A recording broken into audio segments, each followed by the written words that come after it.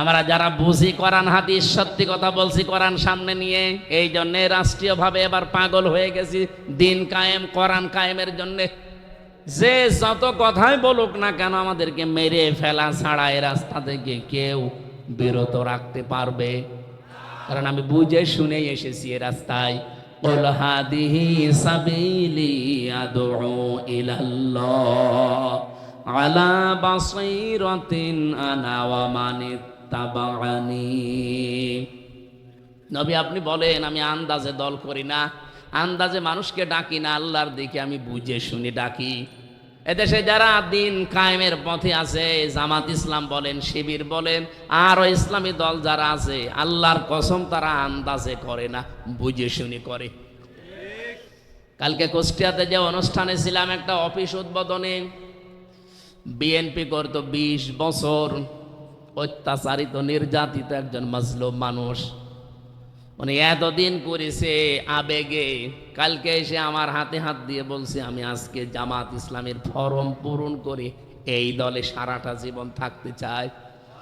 আমি বললাম, এই দল তো আর ওই রকম জেনারেল কোনো দল না, একবারে আকাশ থেকে উঠে আপনি যে, উনি সহসভাপতি, আপনি সহসভাপতি, সেখান থেকে একবারে এসে আপনি এখানে সহসভাপতি হয়ে যাবেন না।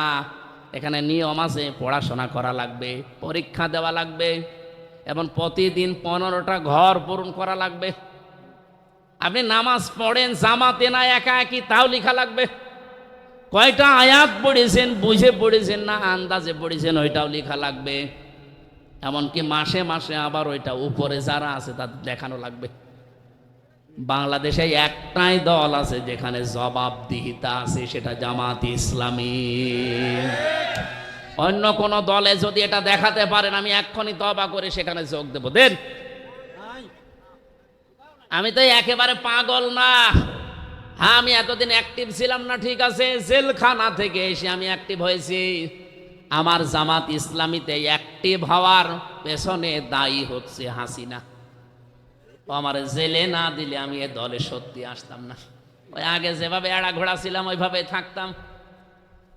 আপনি আমার ঝামেলা করে 3 বছর যদি আটক করে না রাখতাম, আমি যদি আমির জামাতের সাথে জেলখানায় এক ঘরে না থাকতাম, এ লোকটার যে আমল, তার যে ইমান, আল্লাহর পর তার যে ভরসা, আমি দেখেছি কাছ থেকে।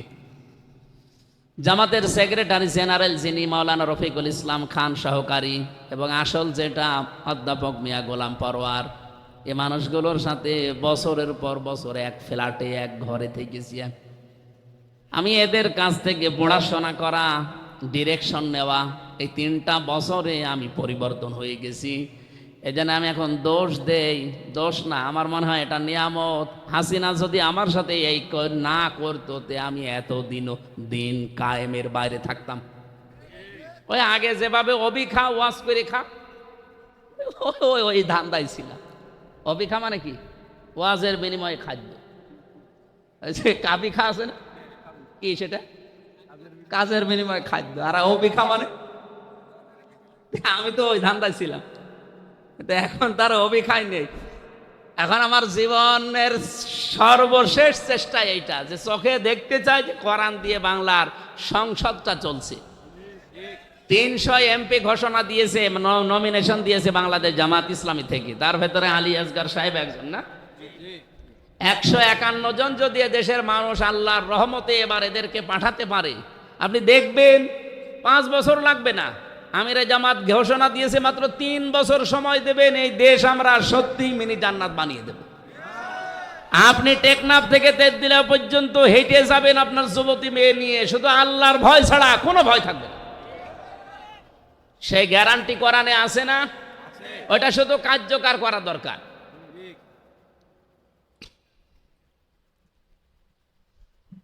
তাহলে এই দেশে আমরা যতই চেষ্টা করি আল্লাহর কাছে ইমানদার পরিপূর্ণ হওয়া সম্ভব না। এটা আমার চিন্তা, আমার গবেষণা। যদি কারো আরো উন্নত গবেষণা থাকে বলেন, আপনি জীবনেও পারবেন না। যদি পারতেন তাহলে মক্কায় নবীজিকে আল্লাহ ইয়া আইয়ুহাল্লাযীনা আমানু বলতো। পরা কোরআন শরীফ ছেড়ে দিলাম, দেখেন তো মক্কা সূরা ইয়া আইয়ুহাল্লাযীনা আমানু আছে নাকি? নেই। যত ইয়া আইয়ুহাল্লাযীনা আমানু এটা মদিনায়, এরপরও যদি কারো বিবেকে ধাক্কা না লাগে, আমার মনে হয় ওর বিবেকে কুকুরে পেশাব করেছে। অবশ্য ঠিক এরকম একটা সূরার মাত্র একটা আয়াত পড়েছি। আল্লাহ বলেন উলাইকা সাহাবুল মাইমানা, এরাই সৌভাগ্যশালী। এখন সৌভাগ্যশালী কি করলে হওয়া যায়, এর আগে কয়েকটা আয়াতে আল্লাহ এগুলো আমাদের শুনিয়েছেন। ফালাকতাহামাল আকাবাতা ওয়া মা আদরাকা মাল আকাবা। আল্লাহ রাব্বুল আলামিন বলেন পৃথিবীর অনেক মানুষ আছে এরা গিরিপথ পার হতে রাজি না, কষ্টসাধ্য যে পথ এটা পার হতে রাজি না। হাদাইনাহুন নাজদাইন, এর আগে আছে দুইটা পথের, ভালো এবং মন্দ পথের নির্দেশিকা আমি আল্লাহ ঘোষণা দিয়েছি, কিন্তু মানুষ ফালাকতাহামাল আকাবা, এরা আকাবা পার হতে রাজি না। আকাবা মানে গিরিপথ, কঠিন পথ, যেই পথ পাড়ি দিতে পারলে জান্নাত, যেই পথটা পাড়ি দিতে পারলে আপনি আল্লাহর জান্নাতি হয়ে যাবেন, সৌভাগ্যশালী হবেন, সফল হবেন, সেই কথাগুলো এবার আল্লাহ শোনাচ্ছেন। ওমা আদরাকা মাল আকাবা, আপনি কি জানেন হে নবী আকাবা কি? যে পথে মানুষ আপনার কথা শুনে যেতে চায় না। পাবনাবাসী, আপনাকে আমি ওই আকাবা পার করতে চাই। এই আকাবা যদি সত্যি আপনি এই গিরিপথটা পার হয়ে যেতে পারেন, পার হয়ে যেতে পারলে আল্লাহর বানানো জান্নাত রেডি হয়ে আসে। এটা তো আমি আয়াত এখন বানালাম, বলেন বলেন। আল্লাহ পাক বলেন এই আকাবা পার হয়ে জান্নাতে যাওয়া লাগবে, কিন্তু আপনার কথা শুনে তো সবাই আসে না। আপনি কি জানেন আকাবা কি? এক নম্বরে আল্লাহ পরিচয় দিয়েছেন ফাক্কু রাকাবা। ফাক্কুন মানে মুক্তি, রাকাবা মানে দাস। এটা দাস মুক্তকরণ। এই পৃথিবীতে সেই দলের কর্মসূচিতে দাস মুক্তির কর্মসূচি আছে, এই মানুষগুলোই আকাবা পার হচ্ছে। আকাবা মানে মনে করেন একটা সাঁকো, একটা ব্রিজ, একটা পুল, একটা সেতু, এটা পার হয়ে ওই ওপারে জান্নাত। এটা মানুষকে আল্লাহর নবী জানিয়েছেন, কিন্তু অনেকে সাড়া দেয়নি। আল্লাহ বলেন হে নবী আপনি কি জানেন আকাবা কি? ফাক্কু রাকাবা, এটা হচ্ছে দাসত্ব মুক্তকরণ। একটা গরদানে ছড়ি ঝোলানো আছে, দড়ি ঝোলানো আছে, দড়ি ছিঁড়িয়ে গরদানটা মুক্ত করে দেওয়া। এটা তো বাংলা বললাম, এখনো বোঝেনি। দাসত্ব মুক্ত কি এটা? এটা ১৫০০ বছর আগে যেহেতু ছিল, মানুষ মানুষকে দাস বানিয়ে রাখতো, গোলাম বানিয়ে রাখতো।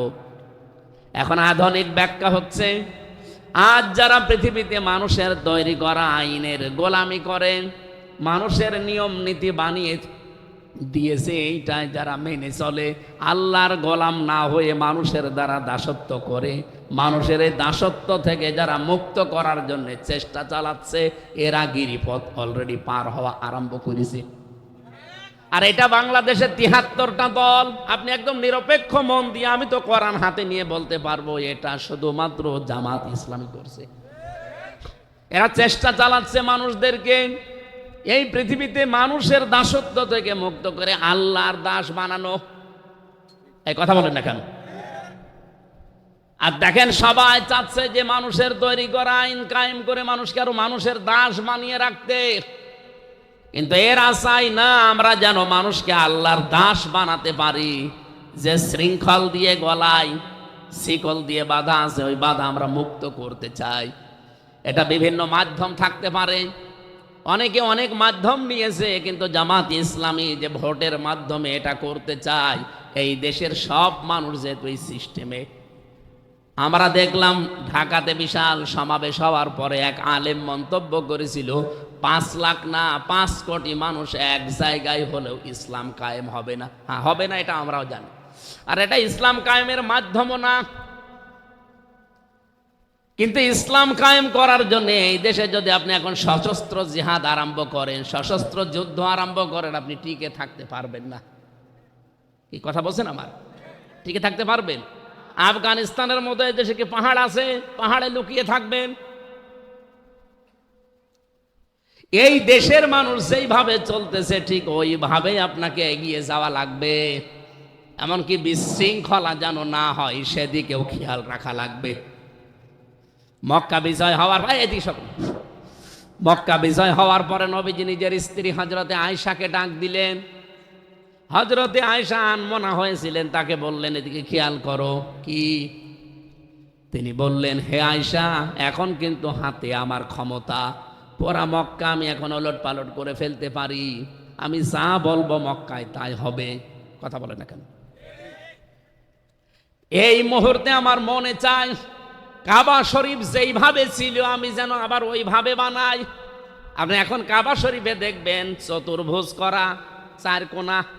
কাবা শরীফ একেবারে আদম নবী যখন বানায়, ইন্না আউওয়ালা বাইতি উবুদিয়া লিন-নাস লাল্লাযী বিবাক্কাতা মুবারাক, আল্লাহ বলেন পৃথিবীর প্রথম ঘর যেটা বানানো হয়েছিল ফেরেশতাদের এবং আদম নবীকে দিয়ে, সেটার নাম কাবা।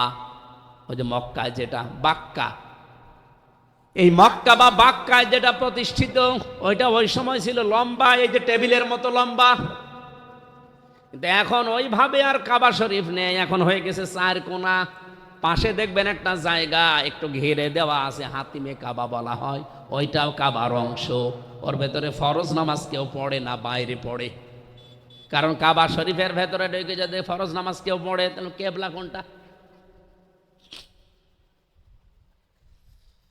কাবা শরীফ একবার আগুন লেগে ধ্বংস হয়ে গিয়েছিল। কুরাইশ নেতা যারা, তারা ডাক দিয়ে বলেছে আমরা কাবা আবার পুনর্নির্মাণ করতে চাই, কিন্তু হারাম টাকা দিয়ে না, কাবা ঘর বানাবো আমাদের হালাল টাকা দিয়ে। যার যার কাছে হালাল টাকা আছে নিয়ে আস। হালাল টাকা এক জায়গায় করে কাবা বানানো আরম্ভ করেছে, কিন্তু কাবা শরীফ পূর্ণাঙ্গ নির্মাণ হওয়ার আগেই টাকা শেষ। কারণ হারাম টাকা তো আর দেওয়া যাচ্ছে না, এই জন্য যেভাবে ছিল ওইভাবে করেই তারা আজ ১৫০০ বছর চালাচ্ছে। কাবা শরীফের যে এরিয়াটা, ওইটা এখনো ঘিরে দিয়েছে সরকার। এই ১৫০০ বছরই ঘেরা, ওখানে নামাজ পড়া হয় না, শুধু নফল আর সুন্নত পড়ে। ফরজ নামাজে চার কোনা ঘর, তো ওইটাও কাবার অংশ। উনি বললেন, আয়েশা আমার মনে চায় এখন কাবা শরীফটা আমি আবার ওই আগের আকৃতিতে ফিরিয়ে দেই, কিন্তু আমার আশঙ্কা হচ্ছে, ভয় হচ্ছে, এটা যদি করি তাহলে এই দেশে আবার বিশৃঙ্খলা আরম্ভ হবে। কিছু মানুষ নতুন মুসলমান হয়েছে কেবল, এরা বলবে দেখো ক্ষমতা পেয়েই শুরু করিস, এই জন্য যেভাবে আছে এইভাবেই থাক, আমি করলাম না, এটা তার বিচক্ষণতা। আজ বাংলাদেশ জামাত ইসলামী যদিও গণতন্ত্র আমরা বিশ্বাস করি না, মানিও না, কারণ গণতন্ত্রের যতগুলো ধারা আছে, একটা ধারা আছে এই ক্ষমতার উৎস জনগণ, এটা আমরা মানি, বিশ্বাস করি। এখন যদি যে দেশের যে অবস্থা চলছে, এই অবস্থায় হঠাৎ করে যদি দেশের মনে করেন ৫ কোটি মানুষ জামাত ইসলাম, এরা যদি সবাই অস্ত্র নিয়ে এই মুহূর্তে রাজপথে নেমে পড়ে, আপনি কি বাস্তবতা বোঝেন? এটা একদিনেই ভাইরাল হয়ে আন্তর্জাতিক মিডিয়ায় যাবে।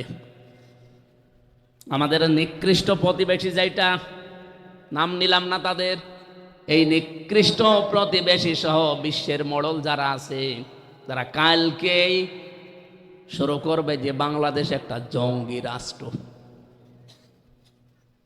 আপনি তো বলেন ডালে ডালে, আমাদের পাতায় পাতায় চলা লাগে। আর জামাত ইসলামী বাংলাদেশ যে মানুষগুলো এক জায়গায় গড়িয়ে বিশ্বের মানুষকে দেখিয়েছে, অন্য দেশের যারা সাংবাদিক তারা পর্যন্ত বলছে একটা দলের ডাকে এত মানুষ ঢাকাতে আসতে পারে, আমরা না দেখলে বিশ্বাস করতাম না। এইটাই কি ইসলামের জন্য কম কিছু? আর আপনি টাকা খেয়ে না কি খেয়ে আন্দাজে এক ফতোয়া দিয়ে দিলেন যে এক জায়গায় ৫ কোটি মানুষ হলেই ইসলাম কায়েম হয়ে যাবে। কে বলেছে আপনাকে? আমরাও জানি এটা ইসলাম কায়েমের পদ্ধতি না, কিন্তু বাস্তবতা এখন এই দেশের স্রোত এইভাবেই চলছে। হঠাৎ করে কোনো নিয়ম একটা নিয়ে এসে যদি আপনি চালাতে চান, আপনাকে আন্তর্জাতিক মহলে জঙ্গি বলে ওই জসিমউদ্দিন রহমানের মতো ১১ বছর ১২ বছর আটকে রাখবে। কি ছিল তার দোষ? আমি তো নিজে ছিলাম তার সাথে, কোনো দোষ নেই। এজন্য খুব হিসাব নিকাশ করে চলা লাগতেছে, কারণ ইসলাম তো এই সামনে যেটা আসতেছে এটা একটা যুদ্ধ বলা হয়, ভোট যুদ্ধ না, যুদ্ধর কৌশল লাগে কিছু। আমরা মানুষকে আল্লাহর দাসত্ব নিয়ে আসতে চাই, মানুষের দাসত্ব থেকে মুক্ত করে, কারণ আমরা এই আকাবা পার হতে চাই।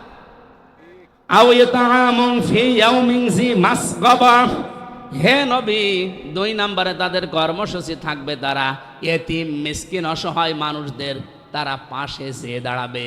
আজ একটা বছর হয়ে গেল, আপনি দেখেন বাংলাদেশ জামাত ইসলামী যেভাবে এরা নিজেরাই অভাবী, 17 বছর না খেয়ে আছে, তারপরও এক বছরে যেভাবে মানুষের পাশে দাঁড়িয়েছে, বাংলাদেশের প্রতিটি দল যদি এভাবে আজ আমরা দাঁড়াতে পারতাম, এই দেশটা আমার মনে হয় সোনায় সোহাগা হয়ে যেত। আমি সেদিন কুষ্টিয়া বড় বাজারে 300 ছাতা দিয়েছিলাম, ওই যে রিক্সা চালকরা ওনাদের হাত ছাতা বেঁধে দিয়েছিলাম। কিছু মানুষ বলা আরম্ভ করেছে 300 ছাতায় আর কি হবে। আরে ভাই, আমার সামর্থ্য আছে 300, আমি 300 ছাতা নাই বেঁধে দিলাম, আপনি বড় দল, আপনি 3000 বেঁধে দেন। কুষ্টিয়ায় যদি অন্তত 5000 ভ্যান চালক রিক্সা চালক থাকে, তাদের উপকার হবে না? প্রত্যেকটা দল যদি তাদের সামর্থ্য অনুযায়ী এরকম সামাজিক কাজগুলোতে এগিয়ে আসতো, আমরা ওই আকাবা গিরিপথ পার হতে চাই, এই জন্য এই কাজগুলো আমরা হাতে নেই। আমি কোরআনের সাথে মিলিয়ে দেখলাম যা যা জামাত ইসলাম করছে সবগুলো সূরা বালাদ থেকে নেওয়া। সুবহানাল্লাহ বলতে পারেন না? এরা যদি কোরআন কেন্দ্রিক জীবন যাপন করে, আর জামাত ইসলামী বাংলাদেশের প্রথম কাজই এইটা যে জামাত কর্মী যে হবে সে সমাজকর্মী হওয়া লাগবে। আপনি সমাজকর্মী না হয়ে জামাত কর্মী হতে পারবেন না। উড়িয়ে এসে জুড়ে বসে আমি সভাপতি না, আপনাকে আগে কাজ করে দেখাতে হবে যতটুকু ইনকাম করেন। আর বাংলাদেশে আমার মনে হয় একমাত্র একটাই দল আছে, বাংলাদেশ জামাত ইসলামী, যাদের প্রত্যেকটা নেতা কর্মী কাজ করে খায়। কেউ চাঁদাবাজির সাথে যুক্ত আছে, চুরির সাথে যুক্ত আছে, মানুষকে ঠকিয়ে ধোকাবাজি করে খাওয়ায় যুক্ত আছে না, কারণ এরা কাজ করে খায়। আপনাকেও আহ্বান জানাচ্ছে আপনি কাজ করে খান, তাহলে চাঁদাবাজি করবেন না। আমি আমার খুলনা রেঞ্জের যিনি ডিআইজি আছেন, ওনাকে কয়েকদিন আগে বলেছিলাম, কুষ্টিয়া এসেছিল, যে স্যার আপনার উপরে যারা আছে তাদেরকে বলেন বাংলাদেশ পুলিশ প্রশাসনে যারা আছে এবং অন্যান্য দিক বিভাগে যারা আছে প্রশাসন কেন্দ্রিক, তাদের বিভাগটা যেন আলাদা করে দেয়। তারা কোনো নেতা খেতা নেত্রী কোনো মন্ত্রী এমপির কথায় চলবে না, তারা চলবে সরাসরি তাদের আইজির কথা মতো। এ দেশটা এমনি ভালো হয়ে যাবে, মালয়েশিয়া যেমন চলছে। কোন নেতা খেতা ফোন দিলে যে অমুক কাজ করো, বালি নিয়ে যাচ্ছে, ওকে ধরে সুবহানাল্লাহ পড়াও না, ওরা সরাসরি শুনবে কার কথা? ওদের আইজির কথা। এভাবে চলতে দিন একটা বছর, অন্য কোনো কিছু লাগবে না, শুধু পুলিশ। আর 2 নাম্বার বলেছিলাম, ওদেরকে 8 ঘন্টা করে ডিউটি করে বাংলাদেশ সহ বিশ্বের যত জায়গায় আমি দেখলাম। 8 ঘন্টা 10 ঘন্টার উপরে ডিউটি কারণে, সুতরাং 8 ঘন্টার উপরে যারা ডিউটি করবে 2-5 ঘন্টা আরো বেশি, এই ওভার টাইম হিসাবে তাদের বেতন দেওয়া লাগবে। প্রশাসনে এটা নেই। পুলিশ আছে, জিজ্ঞাসা করে দেখেন, ওর 8 ঘন্টা না, ওর যদি 16 ঘন্টা 24 ঘন্টাও ডিউটি থাকে, ওই যে বেতন 15,000 কেন? 8 ঘন্টার পরে যেই কয় ঘন্টা ডিউটি ওদের বাড়তি হবে, ওদেরকে যদি আপনি ওভার টাইম হিসাবে টাকা দেন, ওরা কিন্তু এই রাস্তাঘাটে আর গাড়ি আটকিয়ে টাকা নেবে না।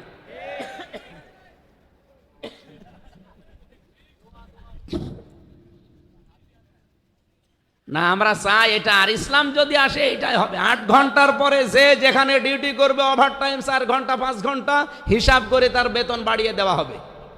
এই কথা বলে না কেন? একদিকে সে দুর্নীতিগ্রস্ত হবে না, 2 নম্বরে তার পরিবারটাও সচ্ছলতা ফিরে আসবে। এইগুলো না, খালি টাকা পাচার করো, টাকা পাচার করো। পাচার হওয়া টাকাগুলোও যদি দেশে ফিরিয়ে আনতে পারতাম, যে যেই বিভাগে আজ বাংলাদেশে কাজ করছে যতগুলো বিভাগ, কেউ দুর্নীতি করতো না। অন্তত তার নিজের চাহিদা মিটে গেলে দুর্নীতি করবে কেন?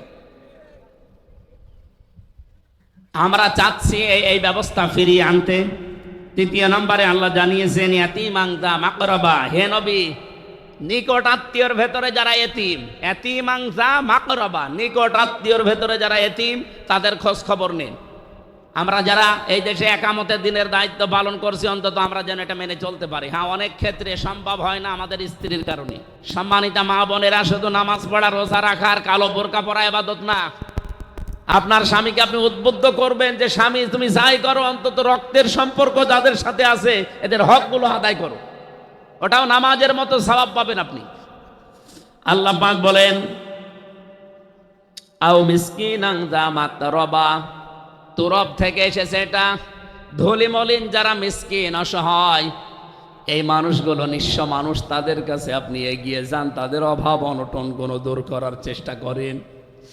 এই সমাজ সেবামূলক কাজগুলো যদি সত্যি আমরা হাতে নিতে পারি, আল্লাহর কসম, আল্লাহর যে গিরিপথ, যে কষ্টের পথগুলো আছে, এটা পার হয়ে আমরা জান্নাতে যেতে পারবো ইনশাআল্লাহ। সুম্মা কানা মিনাল্লাযীনা আমানু ওয়া তাওয়াসাউ বিস-সাবরি ওয়া তাওয়াসাউ বিল মারহামা। এরপরে যে মানুষগুলো ঈমান আনে, সবরের, একে অন্যকে ধৈর্যের উপদেশ দেয়, উশৃঙ্খলা চরমপন্থা অবলম্বন করতে তারা বলে না। এত বড় কঠিন কঠিন পরিস্থিতি আমরা কিন্তু সামনে পার করছি, এরপরও কোনো চরমপন্থা আমরা অবলম্বন করি নাই। আমরা এই কর্মসূচিগুলো হাতে নিয়েছি। অথবা সাউবিল মারহামা, তারা একে অন্যকে রহমের উপদেশ দেয়, দয়ার উপদেশ দেয়। আল্লাহ রাব্বুল আলামিন এই আয়াতগুলো আমাদের জীবনে 100% যেন কায়েম করে দেন। উলাইকা সাহাবুল মাইমানা, এরাই হচ্ছে ডানপন্থী। আর এই মানুষগুলো সৌভাগ্যশালী। যারা সৌভাগ্যশালী ডানপন্থী, তাদের জন্য আল্লাহ তার বানানো জান্নাত তৈরি করে রেখেছেন। আল্লাহ আমাদেরকে যেন ওটা উপহার দেন, বলেন আমিন। নবীজির আদর্শ বাদ দিয়ে আজ যারা পরিবার, সমাজ, রাষ্ট্র এবং দুনিয়ার জীবন চালাতে চান, আপনারা সাময়িক কিছু সময়ের জন্যে চর্ম চোখে দেখতে যদি সফল মনেও হয়, আপনারা ব্যর্থ হবেন, এইটাই ফাইনাল। চূড়ান্ত একটা কথা বলছি শেষ পর্যায়ে। এরা আল আদাবুল মুফরাদে এসেছে। বুখারী শরীফ লেখার আগে ইমাম বুখারী এই কিতাবটা লিখেছিলেন। ওখানে একটা হাদিস তিনি 6টা পয়েন্টে নিয়ে এসেছেন। একটা পয়েন্ট এমন আছে, দুনিয়ার ময়দানে যেই মানুষগুলো আদর্শ হিসাবে মুহাম্মদুর রাসূলুল্লাহকে মানে না, এ মারা যাওয়ার পরে বিনা বিচারে, বিনা হিসাবে জাহান্নামী। ও যদিও নামাজ পড়ে, যদিও রোজা রাখে, আর যদিও মনে করে যে আমি মুসলমান ছিলাম। এ হাদিস তো আমি এখন বানালাম নাকি? হ্যাঁ, এই হাদিসটা 100% সত্য মনে হয় নাকি 98%? এই জবান যাদের আছে বলেন তো, 100% না 98%? 100% সত্য হলে এই দেশে যারা আজ বিশ্ব নবীকে আদর্শ বাদ দিয়ে অন্য কাউকে মেনে চলে, সেজন্য নামাজ পড়ে, রোজা রাখে, আর মনে মনে করে আমার তো ছোটবেলায় মুসলমানই দেওয়াই আছে, ও কি জান্নাতে যেতে পারবে? ও কি জাহান্নামে যাবে? ও কি হিসাব নিকাশ নেবে আল্লাহ? বিনা হিসাবে, বিনা বিচারে। এত শক্ত কথা শোনার পরেও যদি কারো মনের পরিবর্তন না হয়, ও যদি আরো উল্টো বোঝে, আমার মনে হয় ওর আর হেদায়েত কপালে নেই। হযরত ইব্রাহিম আলাইহিস সালাম যখন জাতির কাছে এই কথা বলেছিলেন, ইন্নী ওয়াজ্জাহাতু ওয়াজহিয়া লিল্লাযী ফাতারাস সামাওয়াতি ওয়াল আরদা হানিফা ওয়া মা আনা মিনাল মুশরিকিন, খুব ভালো করে মিলাবেন। এখনো যদি ইব্রাহিম নবীর মতো ইখলাস নিয়ে, তার মতো মন নিয়ে আল্লাহর পথে মানুষকে কেউ ডাকতে আরম্ভ করে, হাজার হাজার বছর আগে নবী ইব্রাহিমের সাথে যা হয়েছিল, ইব্রাহিমের সন্তানদের সাথে এখন তাই হবে। তিনি যখন জাতির লক্ষ্যে এসে বললেন, বিভিন্ন জিনিস তিনি কিন্তু দেখছিলেন। প্রথমে তারকা দেখেছিলেন, চন্দ্র দেখেছিলেন, সূর্য দেখেছিলেন, এগুলো মনে করছিলেন আমার রব হবে। এগুলো যখন অস্তমিত হয়ে গেল একটার পরে একটা, তখন তিনি এই ঘোষণা দিয়েছিলেন, যেটা আমরা জায় নামাজের দোয়া বলে চালিয়ে দিই। এটা জায় নামাজের দোয়া? আমার মনে হয় পুরা কোরআন শরীফ যদি কেউ পুরাটা মানতে নাও পারে, শুধু এই আয়াতটা মেনে নিলে সে জান্নাতে চলে যাওয়ার কথা। সব কিছু আছে এই আয়াতের ভেতরে। যদিও এটা জায় নামাজের দোয়া না, এটা হচ্ছে আল্লাহু আকবার তাকবীরে তাহরিমা বলার পরে এইটা পড়ার নিয়ম। আপনারা যারা এতদিন জানতেন না, এখন থেকে আমল করবেন, ভালো হবে। নবীজি এইভাবে করতেন, আল্লাহু আকবার বলার পরেই তিনি এই আয়াতটা পড়তেন। সূরা আনআম আয়াত নাম্বার ৭৯। আমার কথা শোনা যাচ্ছে? আরো একটি ভাবা লাগবে। ভাই গল্প করছেন মানে? এদিকে তাকান। হ্যাঁ মুরব্বী, দুইবার তো বলাও যাচ্ছে না, মুরব্বী মুরব্বী বললে আবার ভাইরাল হয়ে যাবে। এদিকে তাকান। হযরত ইব্রাহিম বললেন, ইন্নী ওয়াজ্জাহাতু, অবশ্যই আমার এই চেহারা। চেহারা মানে শুধু 3.5 হাত বডি না। এখানে ওয়াজহুন শব্দের শাব্দিক অর্থের ভেতরে আমরা দেখেছি জীবন চালাতে যা লাগে সব এর ভেতরে আছে। জীবন চালাতে বলেন তো পরিবার লাগে না, সমাজ লাগে না, রাজনীতি করা লাগে না, ব্যবসা করা লাগে না? যা লাগে সব আমি আজকে ঘুরিয়ে দিলাম কার দিকে? লিল্লাযী ফাতারাস সামাওয়াতি ওয়াল আরদা, আসমান আর জমিন যিনি বানিয়েছেন তার দিকে। কথাটা অনেক গভীরের কথা, আর এই কথা যদি মুখ দিয়ে মন থেকে ইখলাসের সাথে আপনি সত্যি বের করতে পারেন, পৃথিবীর অনেক কিছু আপনার থেকে হাত ছাড়া হয়ে যাবে। আপনার পরিবার হয়তো বিরুদ্ধে চলে যেতে পারে, সমাজ, রাষ্ট্র, আপনার আত্মীয় স্বজন, এমনকি নিজের স্ত্রী পর্যন্ত বিরুদ্ধে চলে যেতে পারে যদি এটা মন থেকে কেউ আমল করার নিয়তে পড়ে। আর লোক দেখানোর জন্য পড়লে হবে না।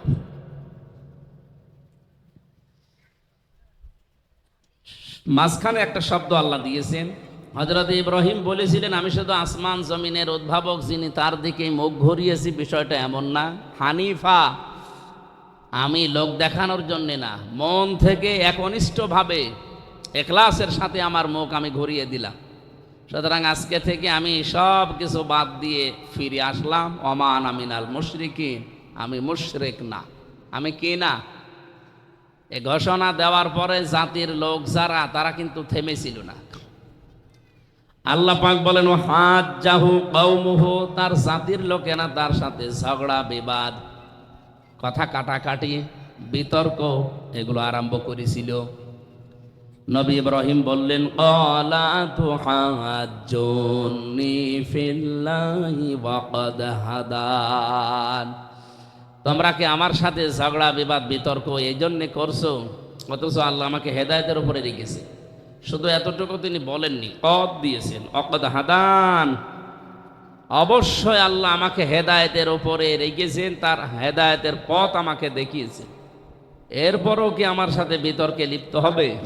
আমি এখান থেকে যে তথ্যটা এই জাতির লোককে এই মিডিয়ার মাধ্যমে জানাতে চাচ্ছি, সেটা এবার সামনে আসতেছে। আরও এদিকে অ্যাক্টিভ হয়ে থাকেন। ওয়ালা আখাফু মা তুশরিকুনা বিহি ইল্লা আইয়াশা রাব্বি শাইআ, ওয়ালা আখাফু, আমি ভয় করি না, মা তুশরিকুনা বিহি, তোমরা যে সমস্ত বিষয়কে শিরিক করো আল্লাহর সাথে, এই বিষয়গুলোকে আমি পরোয়া করি না, পাত্তা দেই না, ভয়ও পাই না। ইল্লা, তবে আইয়াশা রাব্বি শাইআ, আমার রব যদি চায় সেটা অন্য বিষয়। ওয়াসিআ রাব্বি কুল্লা শাইইন ইলমা, আমার রবের জ্ঞান প্রত্যেকটা বিষয়কে পরিব্যাপ্ত করে আছে। আফালা তাতাযাক্কারুন, জাতির লোকেরা, এরপরেও কি তোমরা শিক্ষা নেবে না? আমি এখান থেকে বাংলাদেশকে মিলিয়েছি। গতকালকে এক নেতা বলছিল, এদেশে জামাত ইসলামী যারা করে তারা যেন মাথা নিচু করে দল করে। বলেন তো, বাংলাদেশে জামাত ইসলামী বাদ দিয়ে এমন একটা দলের নাম বলেন যারা বাতিলের সামনে মাথা নত করে নাই। প্রত্যেকেই আমরা দেখি তারা হয় বিক্রি হয়ে গেছে, নয় মাথা নত করেছে। শুধুমাত্র এই দেশে 54 বছরে টিকে আছে জামাত ইসলামী। যারা এই কথা বলে তারা কিন্তু বিভিন্ন কায়দায় আল্লাহর সাথে শিরিক করছে। হযরত ইব্রাহিম এবার একটা সুন্দর কথা বললেন, কাইফা আখাফু মা আশরাকতুম ওয়ালা তাখাফুনা আন্নাকুম আশরাকতুম বিল্লাহি মা লাম ইউনাজ্জিল বিহি আলাইকুম সুলতানা, জাতির লোকেরা, তোমরা যে বিষয়ে আমাকে ভয় করো, ভয় দেখাও, শিরিক করো তোমরা যে বিষয়গুলো নিয়ে, তোমরা আল্লাহর সাথে শিরিক করে যদি ভয় না পাও, আমি আল্লাহর সাথে শিরিক করি না, আমি ভয় পাবো কোন কারণে? বাংলাদেশে যারা ইসলাম নিয়ে রাজনীতি করে তারা আল্লাহর সার্বভৌমত্ব এই দেশে প্রতিষ্ঠা করতে চায়, ভয় তো তাদের থাকার কথা না। আর এইটার ভেতরে অগ্রগামী, অগ্রগণ্য হয়ে আছে বাংলাদেশ জামাত ইসলামী। আপনি যাই মনে করেন, ভেতর থেকে আপনার এই কথাই আসবে। তাছাড়া 11 জন মানুষ জীবন দিয়ে গেল অলরেডি, বাইরের দেশে ছিল আমেরিকাতে, সেখান থেকে এসে জীবন দিল মীর কাশেম আলী শহীদ রহমতুল্লাহ আলাইহি। তারা পারতো না হাসিনার মতো পালিয়ে যেতে? তারা তো ছিলই ওই দেশে। এ দেশে না আসলেই তো তারা বেশি থাকতে পারতো এতদিন, যদি আল্লাহ হায়াত দিত। নিজেরা নির্দোষ ছিল, নিজেরা আল্লাহর আইনের পক্ষে ছিল, এই জন্যে তারা ভয় পায়নি। আর যে মানুষগুলো আল্লাহর আইনের বাইরে অন্য কোনো আইন প্রতিষ্ঠা করতে চায়, তাদের সবচাইতে বেশি ভয়। এই জন্য তারা আগেই পালায়। আপনি দেখবেন যারা মানুষের তৈরি করা আইন প্রতিষ্ঠা করতে চায়, ট্রাকের চাকা বাস্ট হলে তারা দৌড় দেয়। আমি নিজে দেখেছি, বিশাল আয়োজন, মাইক হাতে নিয়ে সেরকম বক্তব্য চলছে, হঠাৎ কে যেন একটু আওয়াজ দিয়েছে পেছন থেকে, ধর, ও নেতা পালিয়েছে। আমি কি একটা বানিয়ে বললাম? অনেকে মিথ্যা মনে করতে পারে, এ টাঙ্গাইলে বাড়ি একজনের, টুকু মিয়া, আমি নাম পুরাটা নিলাম না। উনি কয়েকদিন আগেও বাঘের মতো হুঙ্কার দিচ্ছিলেন, এদেশে জামাত ইসলামী যারা, তারা রাজনীতি করতে পারবে না। রাজনীতি এদেশে কে করবে না করবে এটা ঠিক করবে বাংলাদেশের জনগণ। আপনি কি 54 বছরে এই মিথ্যা ধোয়া তুলে যারা বন্ধ করতে পারে না, আপনি একদিনই এসে আগস্টের 5 তারিখের আগে তো এ কথা কেউ বলতো না, হঠাৎ করে এদেরকে নাড়াচাড়া কারা দিচ্ছে আমরা জানি। আপনি দেখেন আগস্টের 5 তারিখের পর থেকে যতগুলো কথা এদেশে ইসলামপন্থীদের ব্যাপারে বলা হচ্ছে, বিশেষ করে যারা আল্লাহর আইন চায় তাদের ব্যাপারে, এগুলো একটাও তাদের নিজেদের কথা না, সব দাদাদের শেখানো কথা। তাদের সর্বোচ্চ পর্যায়ে যে লোকটা আছে সেই লোকটা পর্যন্ত কয়েকদিন আগে দেশের হাজারো ইসলামপন্থী তাওহিদি জনতার মুখে বুকে রক্তক্ষরণ আরম্ভ করে দিয়েছে। তারা এটা বলতে চাচ্ছে এই দেশে যেন চরমপন্থা এবং মৌলবাদীর অভয়ারণ্য না হয়। আমরা এই কথার বিকল্প আরেকটা কথা তৈরি করি, অলরেডি বলেছি, এই দেশে যেন পাথর দিয়ে মানুষ মারা আর চাঁদাবাজদের অভয়ারণ্য না হয়। এই গুণগুলো যাদের ভেতরে আছে, তারা যদি মৌলবাদী এ নাম দিয়ে গালি দেয়, এই গালিটা তারা নিজেরা দিচ্ছে না, তাদেরকে শেখানো হচ্ছে। এই জন্য আপনারা মানুষের ফাঁদে পা দেবেন না, বিবেক যেটা আছে সেটা কাজে লাগান। বিবেক কাজে না লাগলে কিন্তু আপনি আল্লাহর কাছে মানুষ হিসাবে পরিগণিত থাকবেন না, পশু হয়ে যাবেন। উলাইকা কাল আনআম বাল হুম আদাল। এদের আগে 3টা ইন্দ্রিয় শক্তির কথা আছে। যাদের বিবেক কাজে লাগে না, আল্লাহ তাআলা জানিয়েছেন এগুলো আর মানুষ থাকে না, এগুলো শুধু জানোয়ার না, চতুষ্পাদ জানোয়ারের চাইতেও খারাপ। বলেন নাউজুবিল্লাহ।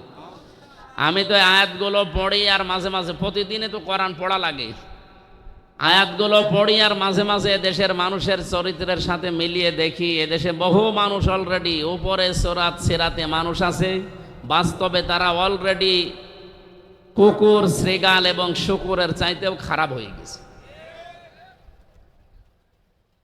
কারণ কি? উলাইকা হুমুল গাফিলুন, এই মানুষগুলো গাফেল। আল্লাহ আমাদের হেফাজত করুন, বলেন আমিন। আপনারা মানুষের তৈরি করা আইন প্রতিষ্ঠা করতে গিয়ে মিছিল করেন, মিটিং করেন, টাকা পয়সা খরচ করেন, দল করেন, ভোট করেন। আপনি যদি ভয় না পান, তা আমি আল্লাহর আইন প্রতিষ্ঠা করতে গিয়ে ভয় পাবো? আপনার নিন্দুকের নিন্দা, উল্টাপাল্টা কথা শুনে আমি পিছপা হয়ে যাব, আপনি ভাবলেন কি করি? আমি তো আমার বাবার আইন, আমার চাচার আইন, আমার স্বামীর আইন এই দেশে তৈরি করার জন্য চেষ্টা করছি না। আমার সারা জীবনের চেষ্টা, সারা জীবনের স্বপ্ন যে এ দেশ চলবে আল্লাহর আইন দিয়ে। এক কথা বলেন না কেন? হযরত ইব্রাহিম এটা চাইনি, তা আমরা তার সন্তান হিসেবে এটা চাই। ফাজ্জুল ফারিকাইনি আহাক্কু বিল আমনি ইন কুনতুম তা'লামুন। হযরত ইব্রাহিম বললেন, মানুষের তৈরি করা আইন, আল্লাহর সাথে শিরিক করা, এগুলো করে যদি তোমরা ভয় না পাও, আমি আল্লাহর সাথে শিরিক করি না, আল্লাহর একত্ববাদ, উলুহিয়াত, রুবুবিয়াত, আল্লাহর আইনগুলো এদেশে প্রতিষ্ঠা করতে চাই, আমি ভয় পাবো কি করে? বলো তো জাতির লোকেরা, এই যে 2টা দল, এই দলের ভেতরে সবচাইতে নিরাপত্তার হকদার কারা?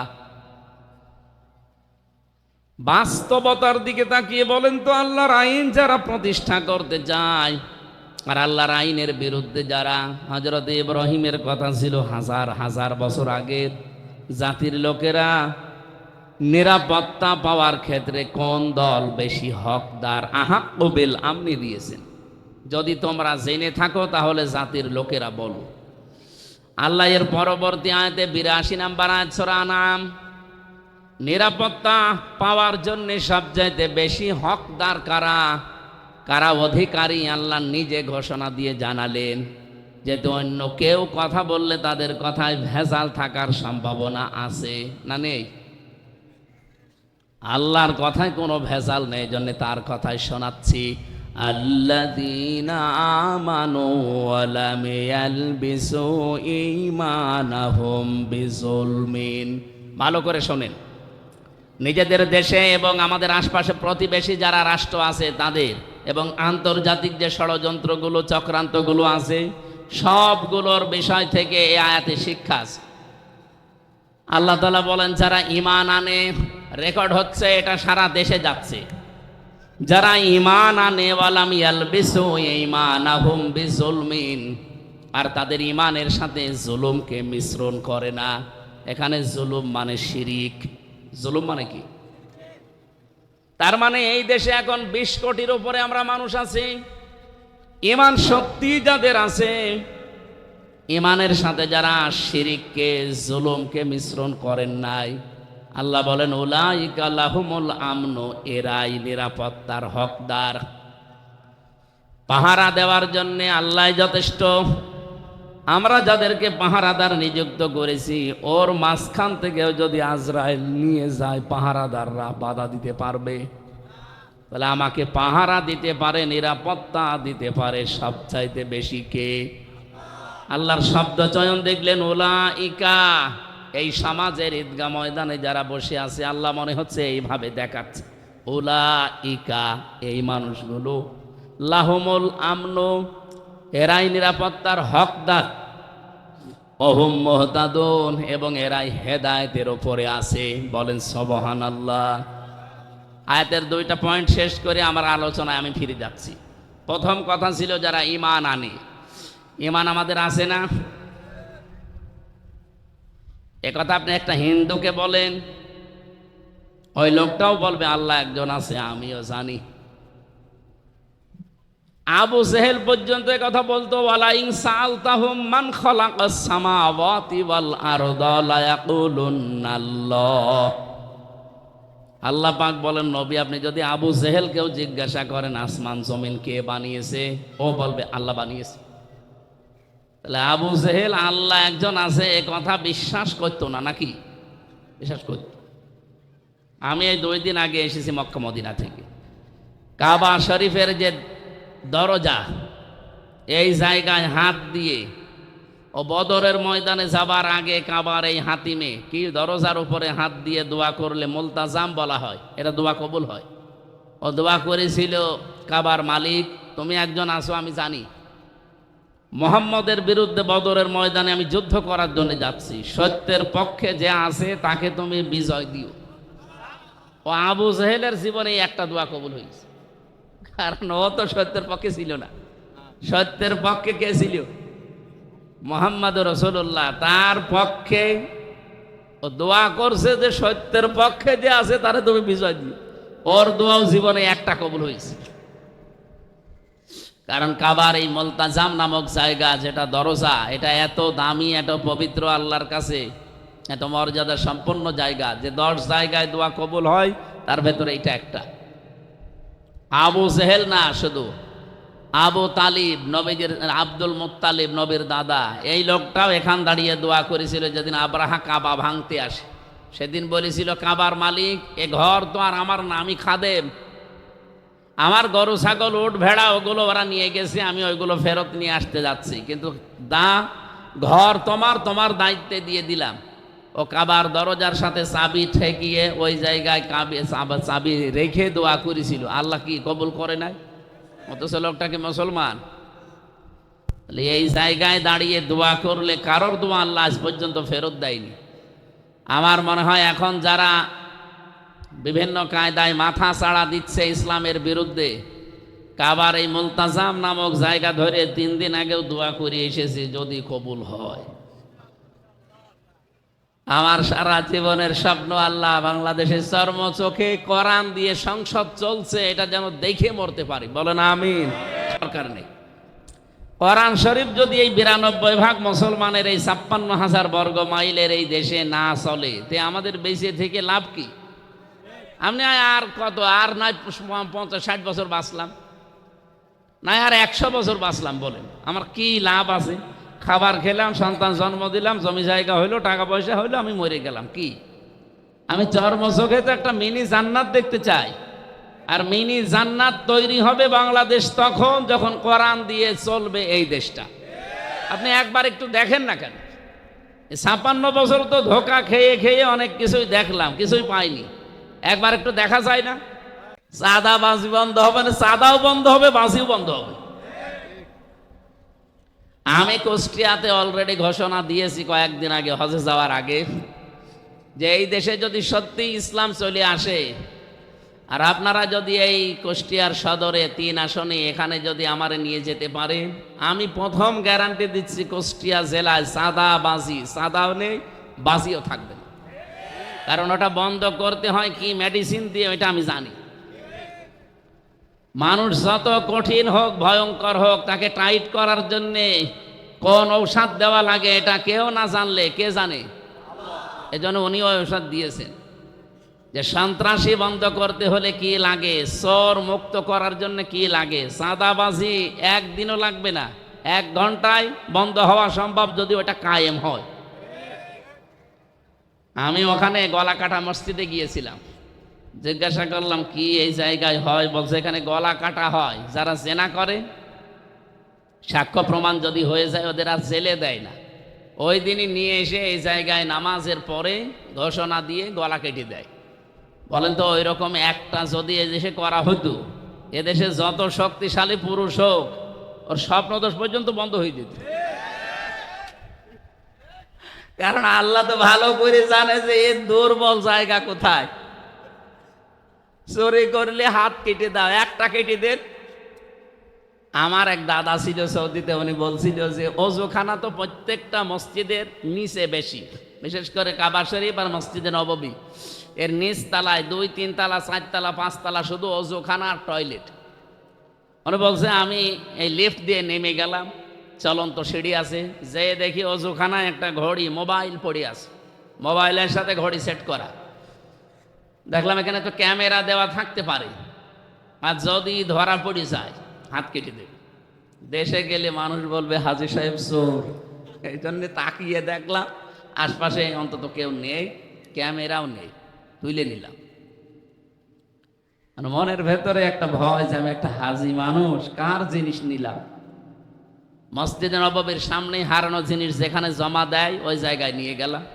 জিজ্ঞাসা করলাম ভাই এই ঘড়িটার দাম কেমন হবে? আমার এটা সেদিন মালয়েশিয়া থেকে একজন দিয়েছে, এটার দামই নাকি 42,000 টাকা। তো উনি যে ঘড়ি পেয়েছেন, ঘড়িটা পাওয়ার পরে বললেন যে বাংলাদেশে ইয়াহাজি হজ্জা তাই না বিলাদোকা, আপনার বাড়ি কোথায়? যে তুমি বাংলাদেশ থেকে এসেছি। যে এই ঘড়ি আপনি পেলেন কোথায়? টয়লেটের যে ওজুখানার পাশে পড়েছিল। তাহলে যে যা জমা দিচ্ছেন এই ঘড়ির দাম বাংলাদেশের টাকা অনুযায়ী কমপক্ষে 72,000 টাকা হবে।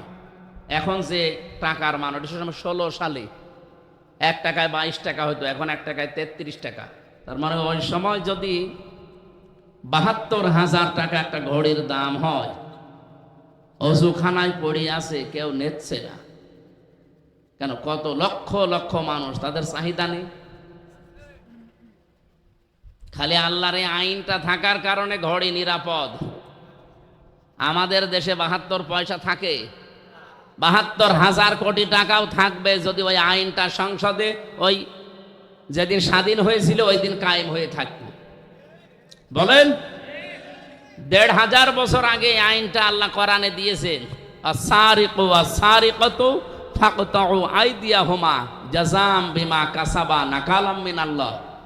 এই 1,500 বছরে আজ পর্যন্ত ওই দেশে চুরি প্রকাশ্যে নেই, যদি গোপনে কেউ করে থাকে আলাদা। প্রকাশ্যে যদি চুরি হয় আর যদি ধরা পড়ে ওর সঙ্গে সঙ্গে হাত কেটে দেবে। এমনকি নবীজি বলেছিলেন আমার নিজের মেয়ে ফাতেমাও যদি চুরি করে তাও হাত কেটে দেব। এইটা যদি সত্যি এই দেশে আমরা দেখতে পেতাম, চুরির জন্য এই ভয় আমাদের যা এখন, এটা থাকতো। এই জন্য চাঁদাবাজি বন্ধ করা কোনো বিষয় না। কালকে ডিজিএফআই এর প্রধান যিনি আমাদের জেলায়, উনি এসেছিলেন দেখা করার জন্য। আমি বললাম যে চাঁদাবাজি হয়, যে মানুষের সম্পদ জোর করে কেড়ে নেয়। আপনারা কি কিছু করেন না? আপনারা প্রশাসনে আছে, গোয়েন্দা বিভাগে আছে, তো হুজুর আমরা জানি, খালি দেখি। জানেন দেখেন মানে আপনি দেখেন, আপনি জানেন। আমারে উল্টা প্রশ্ন করছে যে আপনি জানেন না যে চাঁদাবাজি করছে কারা, যার কাছে করছে সে এসে কিছু করতে পারে না। উনি আরো কিছু গোপন কথা আমার জানালেন। তো বাস্তবতায় ওনার কথার সামারাইজ করি আমি যেটা দেখলাম, এই দেশে গোয়েন্দা বিভাগ বলেন, প্রশাসন বলেন, আরো যা বিচার বিভাগ যা আছে, এগুলো সব কিছুর মূলে এইটা দেওয়া লাগবে। এটার একটা আইন আছে মাত্র, সূরা মায়েদার ভেতরে। ওই আইনটা যদি এই দেশে কায়েম করে দেওয়া হয়, এই দেশও সৌদি আরবের মতো চোর মুক্ত হয়ে যাবে। উহুদ যে পাহাড় 17 কিলোমিটার, এই বিজ্ঞানীরা এখন গবেষণা করে পেয়েছে উহুদ পাহাড়ের নিচে পুরাটাই নাকি স্বর্ণ। যাদেরকে পাহারা দেওয়া দায়িত্বে রেখে দিয়েছে, ওখানে পাশে হযরত আমির হামজার কবর আছে। নবীজির ওই যে দাঁত ভেঙে গিয়েছিল, মাথার ভেতরে কড়া ঢুকেছিল, সেই ময়দানে সব ঘুরে ঘুরে দেখলাম। বলছে এখানে যারা দায়িত্বে আছে, আমার মনে হয় যদি বাঙালিকে দায়িত্ব দিত, এ পাহাড় স্বর্ণ সব খেয়ে ফেলত। এই যে সিলেটের পাথর খেয়ে ফেলেনি, কথা বলেন না কেন? আমি মালয়েশিয়া বিশ্ববিদ্যালয়, যেটা ইসলামিক ওই যে আন্তর্জাতিক, ওইটা ঘুরছিলাম মাঝখান দিয়ে, বিভিন্ন হোস্টেলের সামনে দিয়ে যাওয়ার সময় আমাদের কুষ্টিয়া বিশ্ববিদ্যালয় যত বড়, এর চাইতে 20 ডবল এত বড়। হঠাৎ একটা মোবাইল পড়ে আছে, খুব দামি মোবাইল, আইফোন। আমার সাথে থাইল্যান্ডের একটা ছেলে ছিল, আমারে বলছে ওনার ভাষা দিয়ে, হুজুর এই মোবাইলের পাশ দিয়ে যদি বাংলাদেশ আর ভারতের কোনো ছেলে মেয়ে হেঁটে না যায়, তো কিয়ামত পর্যন্ত এটা পড়িয়ে থাকবে, কেউ নেবে। ওকে আমার দাম বাড়িয়ে দিল। বলছে বাংলাদেশ আর ভারতের ছেলে মেয়ে যদি এখান থেকে না যায়, এই মোবাইল এখানেই থাকবে। ও মোবাইলের দাম যতই হোক, কমপক্ষে লাখের ওপরে তো দাম হবে আইফোনের। ওদেশে কোরআনের আইন নেই, কিন্তু 120টা দেশের ছেলে মেয়েরা পড়ে ওখানে। আমি পিএইচডি করার জন্য ওখানে চেষ্টা চালাচ্ছিলাম। চিন্তা করেন এই জায়গায় 120টা দেশের ছেলে মেয়ে, মাত্র 2টা দেশের নাম বলল। থাইল্যান্ডের একটা বৈদ্য, ও বলছে হুজুর আপনি শুধু বাংলাদেশের মানুষ, আর ভারতের কোনো ছেলে মেয়ে যদি এর পাশ দিয়ে যায় তাহলে খেয়ে ফেলবে। কিন্তু পৃথিবীর অন্য কোনো দেশের লোকজনের পাশ দিয়ে হেঁটে যাবে। এখন রাত বাজে কত, 2টা বাজে ওই সময়, ওই দেশে 2টার সময় পড়ে আছে, কেউ নেই। সিসি ক্যামেরা ওই জায়গায় নেই, কিন্তু পড়ে আছে, কেউ নিচ্ছে না। আমরা ওই দৃশ্যগুলো বিশ্বের বাইরের দেশে দেখি, ওদের কাছে শুনি, আর আফসোস লাগে এই দেশটাও যদি আমরা এভাবে দেখতে পেতাম। মালয়েশিয়া মাত্র 2004 সালের আগে আমাদের চাইতেও খারাপ ছিল। এই 21 বছরের দেশটা এমন জায়গায় দাঁড়িয়ে গেছে, মনে হচ্ছে তোর মিনি জান্নাতে ঘুরে বেড়াচ্ছে। প্রায় বাংলাদেশের সাথে 7 ডবল বড়, এত বড় দেশ। 1200 কিলো, 1800 কিলো, 2000 কিলোমিটার খালি পাথর আর পাহাড়, আর ওই যে মরুভূমি, 2 দিকে পাহাড়, রাস্তা মাঝখানে।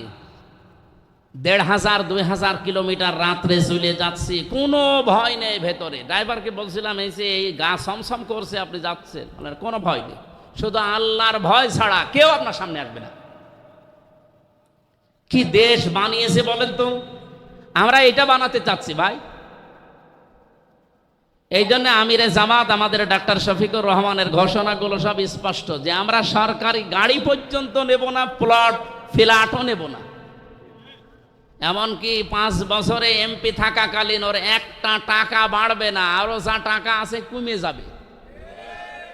বাংলাদেশে এখন 73টার উপরে দল আছে। একটা দল এই ঘোষণা দেখতো যে আমার দল থেকে যদি এমপি হয়, মন্ত্রী হয়, ওর 5 বছরে 1 টাকা বাড়বে না, যা আছে আরো কমে যাবে। আমার মনে হয় বাংলাদেশে কোনো দলের লোক এমপি দাঁড়াবে না। ঝামেলায় যে আমার লাভ কি? আপনি গ্যারান্টি দিয়ে বলেন, আমি কোরআন শরীফ মাথায় নিয়ে হাতে নিয়ে বলবো, আমার দল যে ঘোষণা দিয়েছে, অন্য কোনো দল যদি দিতে পারে আমি সেই জায়গায় যোগ দেব। বলেন। আরো আমার কুষ্টিয়ায় একজন ঘোষণা দিয়েছে যে 50 কোটি টাকা খরচ করলেও করব, তাও এই আসন আমার লাগবে। আপনার কি লাভ? 50 কোটি টাকা খরচ করে আপনার কোন লাভ আছে বলেন? আমার 1 টাকা খরচও নেই, 1 টাকা লাভেরও ধান্দা নেই। আপনি যদি 50 কোটি টাকা খরচ করেন, অবশ্যই আপনার 100 কোটি টাকা, কথা বলেন না কেন? এতদিন এই ধোঁকাবাজি, প্রতারণা, মিথ্যা, এগুলো আমরা এই 54 বছর দেখলাম। এখন সবাই মনে হচ্ছে জোর বেঁধেই ফেলেছে। আপনার কাছে খারাপ লাগলেও এটাই সত্য। অনেকেই ভয়ে ভয়ে আছে, যদি পাস না করি তখন আমার অনেকে কি ঝামেলা হবে। আরে ভাই, আপনার ভয় কিসের? 100% গ্যারান্টি দিতে পারি, এবার ইসলাম এই দেশে ক্ষমতায় যাবেই ইনশাআল্লাহ।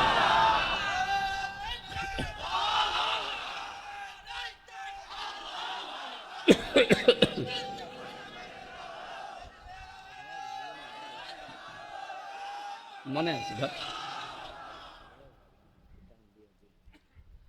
আমার ভাইরা, বিবেকের কাছে আপনারা যে প্রশ্ন রাখলাম, যারা আজ মানুষের তৈরি করা আইনগুলো জমিনে কায়েম করতে চায়, সে যে নামেই হোক, তারা যদি ভয় না পায় মিছিল মিটিং করতে, ভোট চাইতে, আপনার দুয়ারে দুয়ারে যেতে, আমি আল্লাহর আইন কায়েম করতে চাই, আমি ভয় পাবো কেন? বলেন, আমি কেন ভয় পাবো?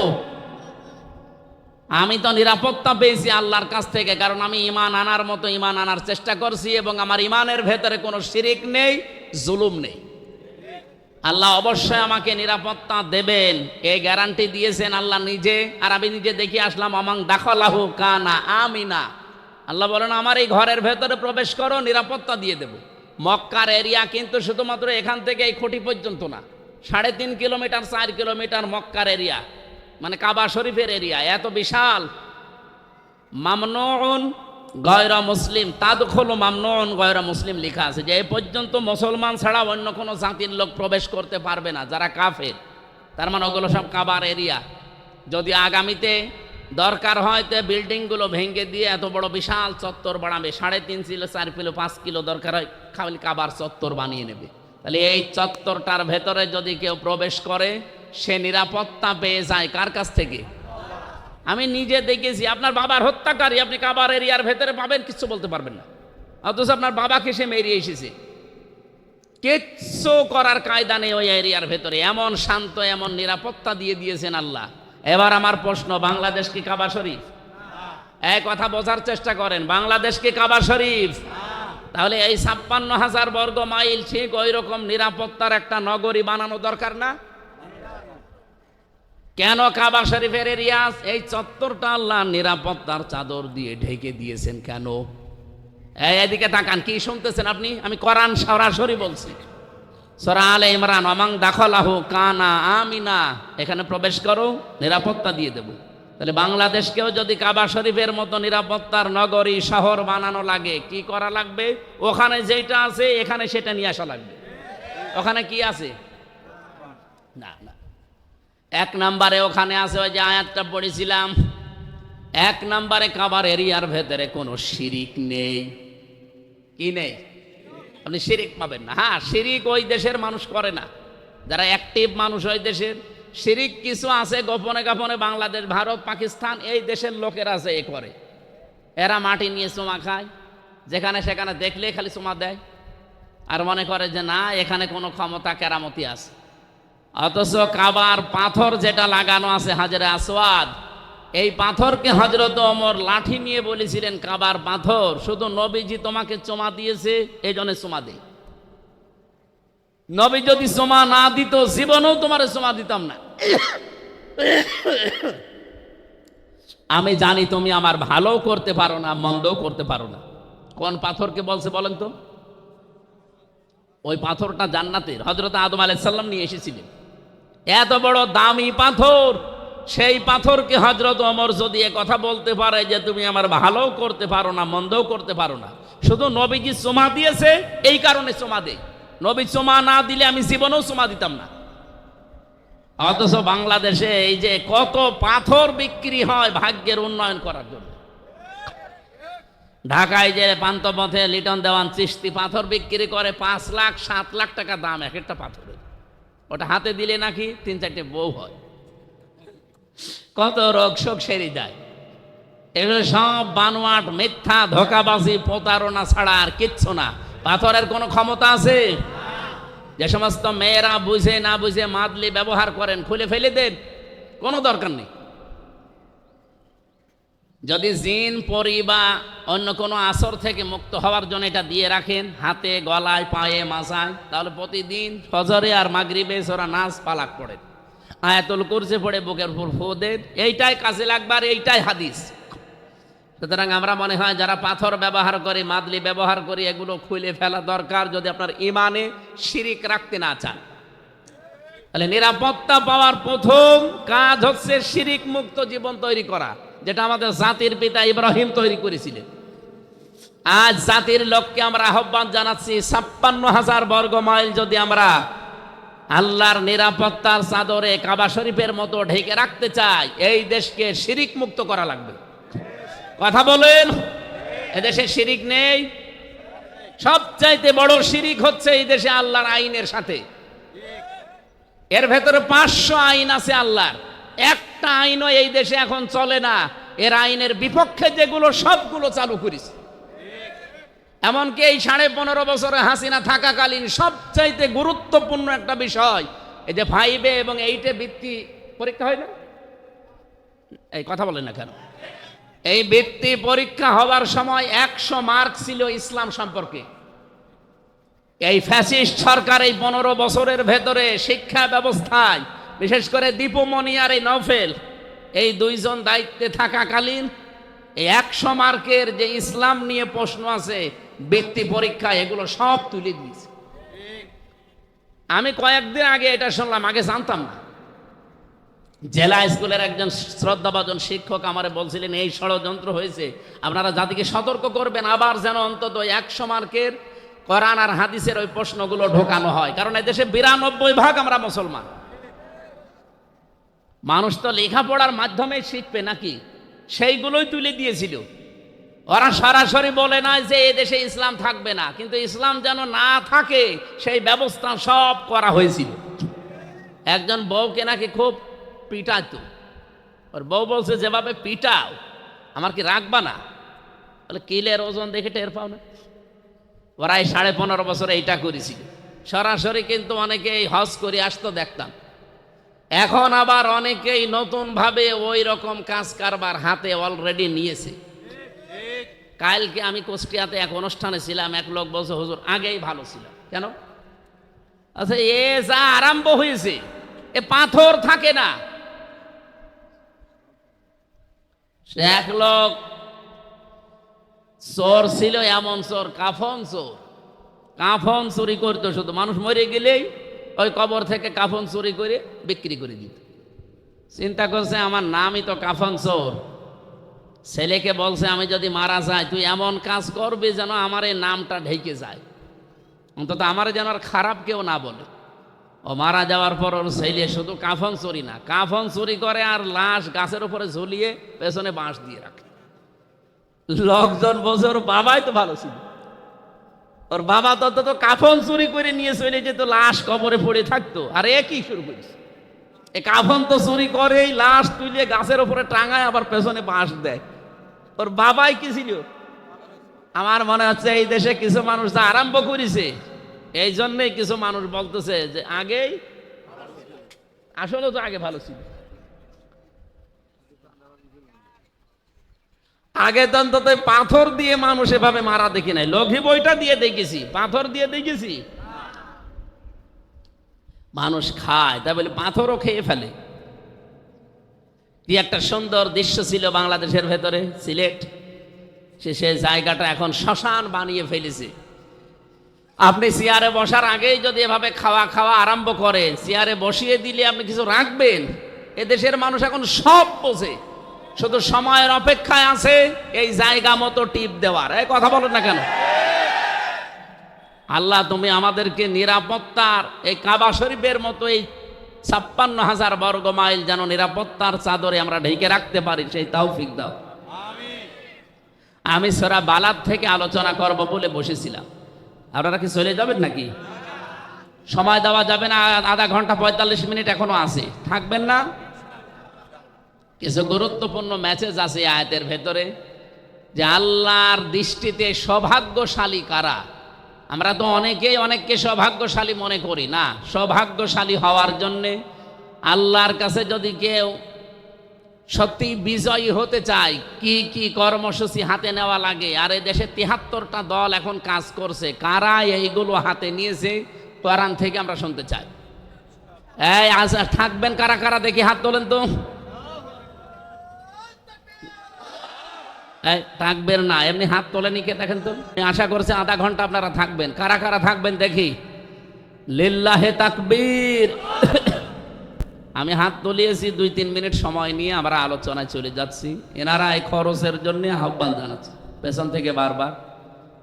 আপনার টাকা ২টা টাকা হলেও যেন কোরআনের এই প্রচারে থাকে। যদি মনে করেন এটা একটা দলের না, এটা কোরআনের প্রচার করছি, আমি দলীয় চিন্তা ভাবনায় কথা বলছি না, দলের সাথে মিলে যাচ্ছে কোরআনের নিয়ম নীতিগুলো, এই জন্য ওই নাম নিয়ে আসা লাগছে।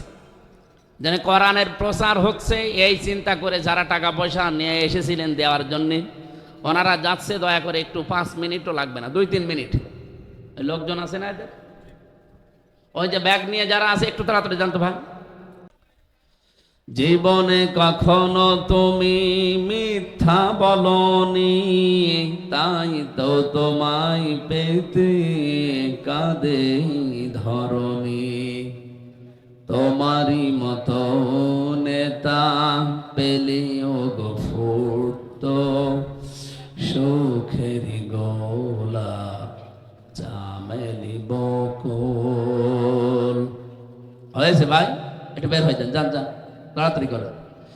সুবহানাল্লাহ আলহামদুলিল্লাহ লা ইলাহা ইল্লাল্লাহ, সুবহানাল্লাহ আলহামদুলিল্লাহ লা ইলাহা ইল্লাল্লাহ মুহাম্মাদুর রাসূলুল্লাহ।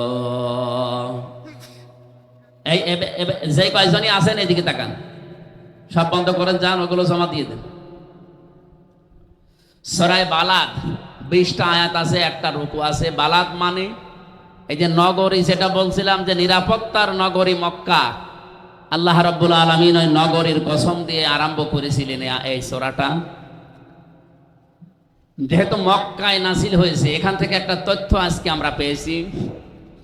কোরআনে কারিমে যে সূরাগুলো আল্লাহ দিলেন 114টা, 92টা আছে মক্কায় আর 22টা আছে মদিনায়। এই 114টার ভেতরে আমি হিসাব করে দেখলাম কেন মক্কা নামকরণ, কেন মাদানী নামকরণ। মক্কা এবং মদিনার এই সূরাগুলো চেনার যে বৈশিষ্ট্য আছে 8টা, তার ভেতরে 1 নম্বরে বৈশিষ্ট্য, মক্কায় যে সূরাগুলো আল্লাহ নাজিল করেছিলেন প্রত্যেকটা সূরায় আপনি দেখবেন ইয়া আইয়ুহান নাস বা ইয়া আইয়ুহাল ইনসান এই নামে আল্লাহ সম্বোধন করেছেন। তো মদিনাতে সেই সূরাগুলো আল্লাহ নাজিল করলেন সেখানে ইয়া আইয়ুহান নাস দেননি, দিয়েছেন ইয়া আইয়ুহাল্লাযীনা আমানু। আমি আয়াতটা পড়ার পরে চিন্তা করেছিলাম কেন আল্লাহ মক্কা এবং মদিনাতে ইয়া আইয়ুহাল্লাযীনা আমানু ইয়া আইয়ুহান নাস এগুলো দিলেন।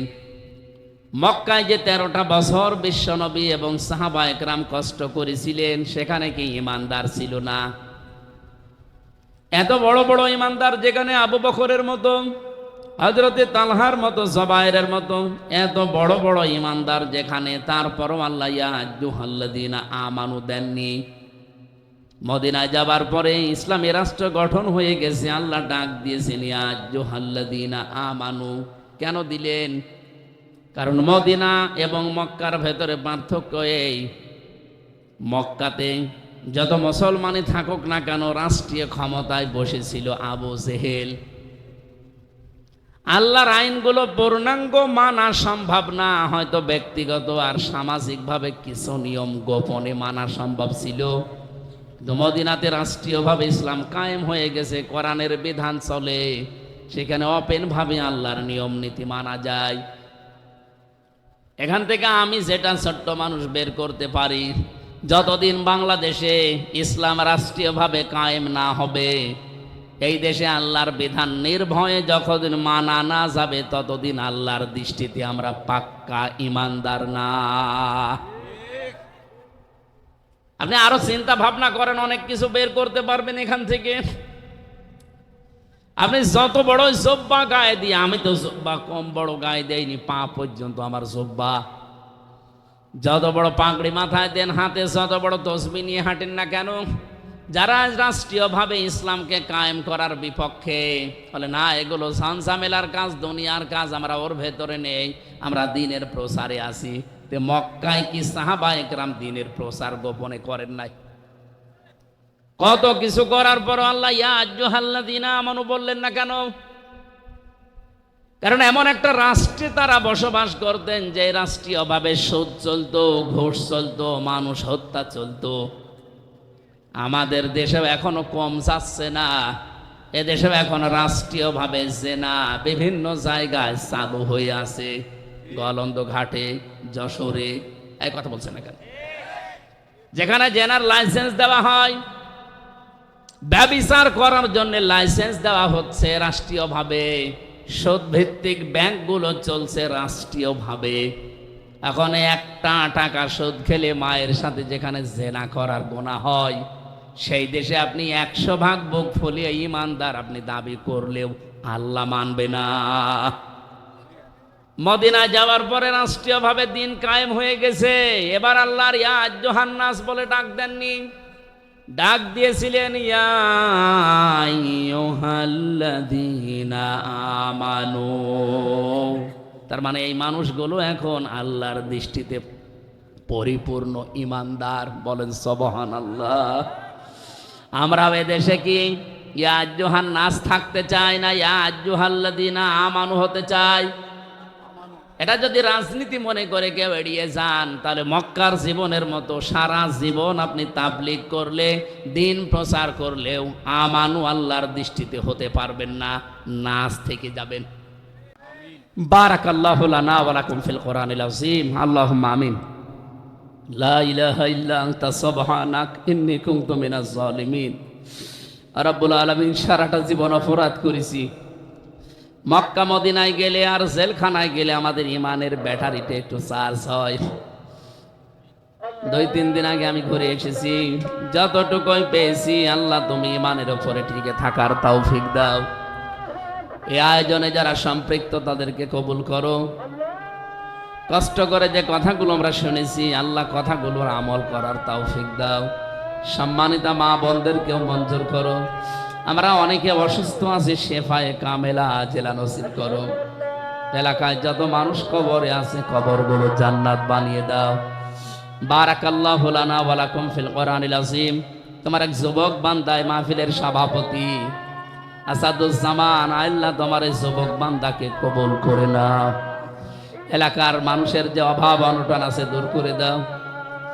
যে পানি এখন এসেছে পানিটাই তুমি বরকতময় করে দাও। বারাকাল্লাহু লানা ওয়া লাকুম ফিল কোরআনিল আযীম। আলহামদুলিল্লাহ।